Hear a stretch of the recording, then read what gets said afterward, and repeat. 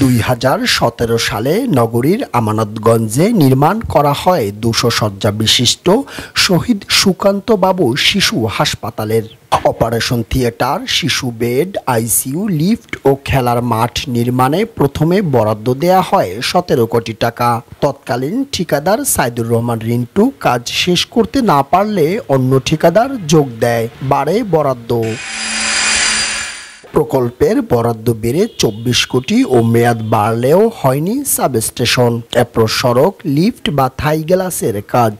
ধীরগতির পাশাপাশি কাজের মান নিয়েও প্রশ্ন তুলেছে এলাকাবাসী। টিবি হসপিটালটা ইমিডিয়েটলি চালু হওয়া দরকার। শিশুদের যদি আলাদা হসপিটাল হয় তাহলে আমাদের অনেক সুবিধা ও সুযোগ সুবিধা ভালো হয়।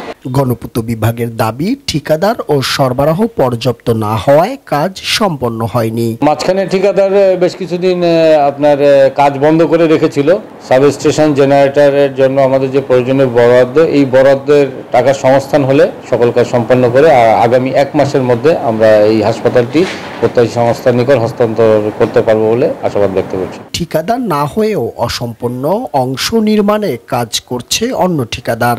কাজটা ফালাই রাখছে, পরে হলো যে এক্সচেঞ্জ সাহেব আমাকে বারবার রিকোয়েস্ট করার পরে আমার বলছে যে এই কাজটা একটু তুলে দিতে, নাহলে এটা সাবস্টেশন বিল্ডিং কমপ্লিট না হলে বিদ্যুৎ সংযোগ বা পানি ব্যবস্থা করতে পারবে না।